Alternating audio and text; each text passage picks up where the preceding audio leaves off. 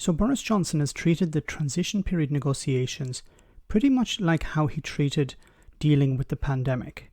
Throw something against the wall and hope it will stick. Well, the latest seems to be a compromise on state aid, one of the major sticking points in the current negotiations between Michel Barnier and Sir David Frost.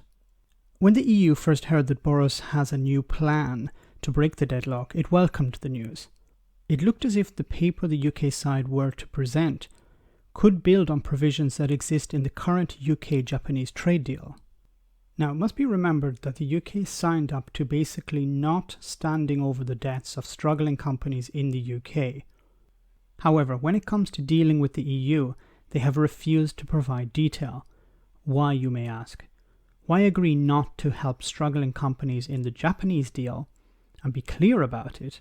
But when it comes to a deal with the European Union, Boris Johnson's government is purposely obtuse. Could it be due to the massive difference in trade between the UK and Japan and the UK and Europe? Is Boris Johnson willing to ignore businesses that conduct trade with the Japanese, but not those who trade with Britain's neighbours? Anyway, Brussels rejected the current proposal because it lacks the appropriate governance measures that would allow the EU to keep the UK to its promises. The EU have said that if there is any breach in the agreement, parts or all of the trade deal could be suspended.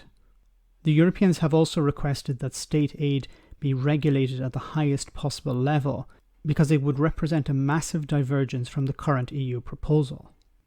As I've said before, the EU is not against state aid.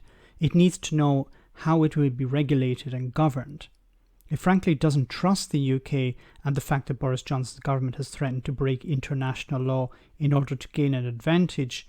Well, would you trust them?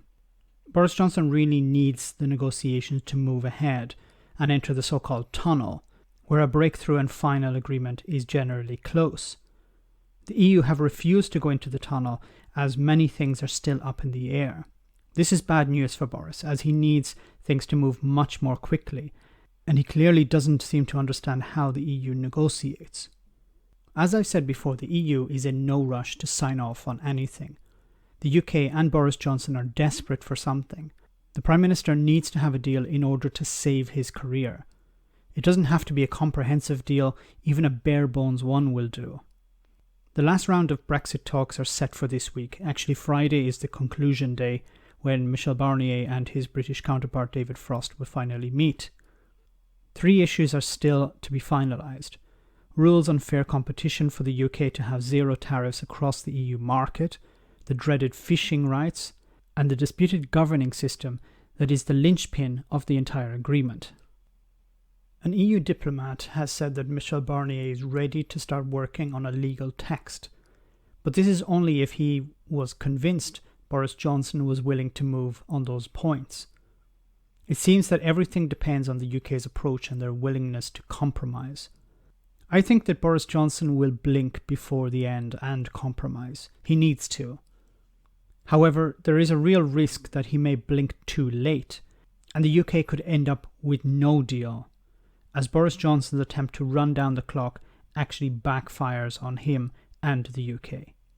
Considering how far we've come over the last number of years, to lose a deal at this moment would be tragic, and I think this would be a worst case scenario. Anyway, we will see. Let me know in the comment section, guys, what you think. As always, your comments are greatly appreciated. Thanks a lot. I want to say a big thank you to all of my patrons. You ensure that this channel continues to exist. I'm eternally grateful for all of your support. If you join Patreon, you will receive instant access to our Discord server, where we have both audio and video chats. You can chat with me and other patrons, where we discuss important and non-important issues.